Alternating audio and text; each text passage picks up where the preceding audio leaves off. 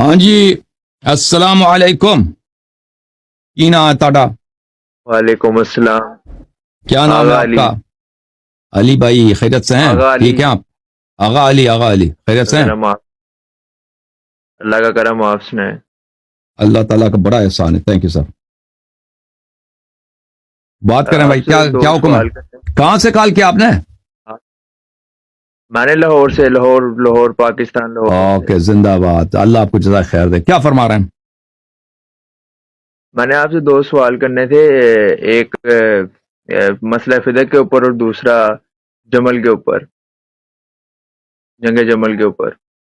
ہاں، جمل کے اوپر. جی پوچھ لیں. جس طرح شیعہ حضرات یہ بات پیش کرتے ہیں نا کہ ادھر ابو بکر عمر گھر گیا اور دروازے بطول پہ گیا اور اس کو جلایا اور گرایا، اور پھر مولا علی نے کچھ کہا بھی نہیں.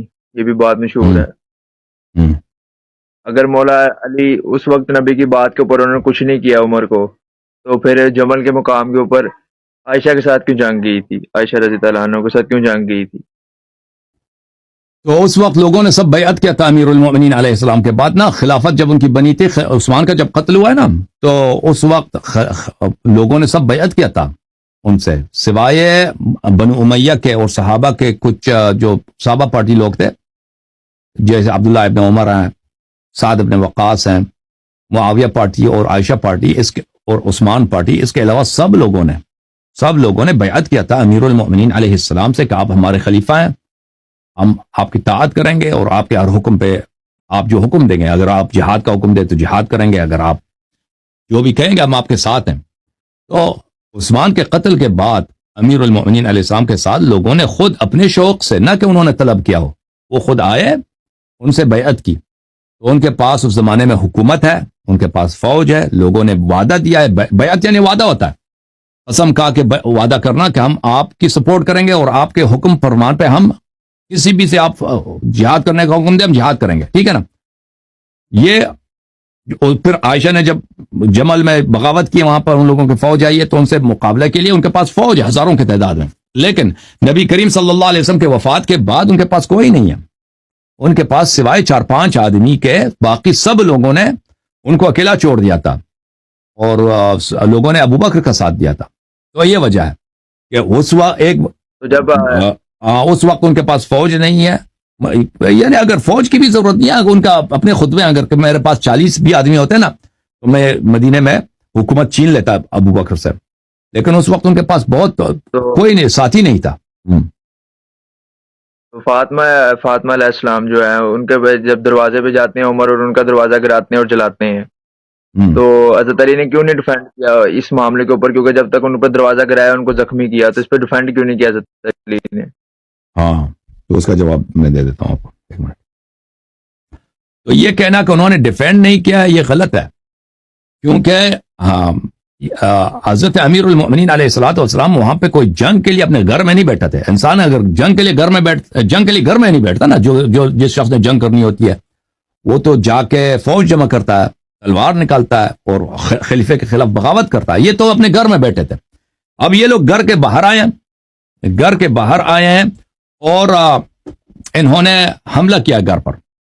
تو اس وقت امیر المؤمنین علیہ الصلوۃ والسلام زہرا سلام اللہ علیہ دروازے پہ گئی ہیں، کیونکہ شاید ان کو حیا ہو جائے، یہ ہمیں تنگ نہ کریں، واپس چلے. یہ کیوں آئے تھے؟ اس لیے آئے تھے کہ امیر المؤمنین علیہ السلام سے بیعت لے لیں، کیونکہ یہ ان کے گھر میں امیر المؤمنین علیہ السلام ہیں، انہوں نے بیعت نہیں کیا. اور طلحہ زبیر یہ لوگ بھی آتے ہیں ادھر، سلمان ابو ذر یہ لوگ بھی آتے ہیں ادھر، ان لوگوں نے بیعت نہیں کیا.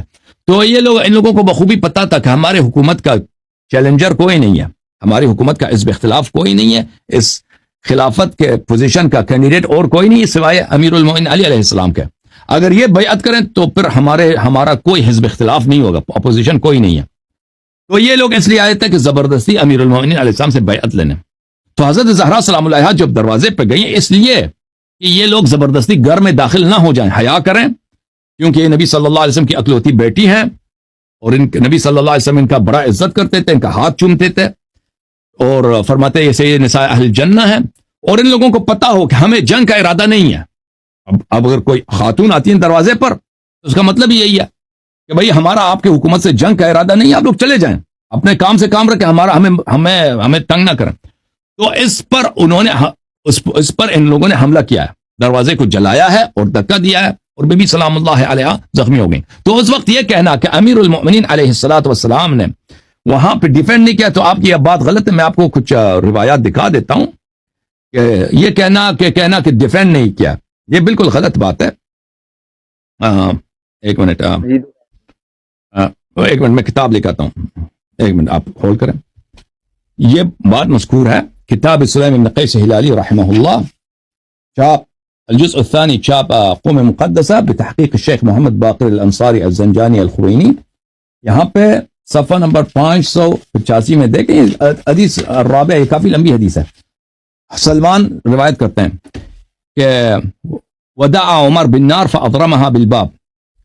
عمر یہ لوگ دروازے پہ کھڑے ہو گئے تھے، جمع ہوئے تھے، ان کا مجمع آیا تھا.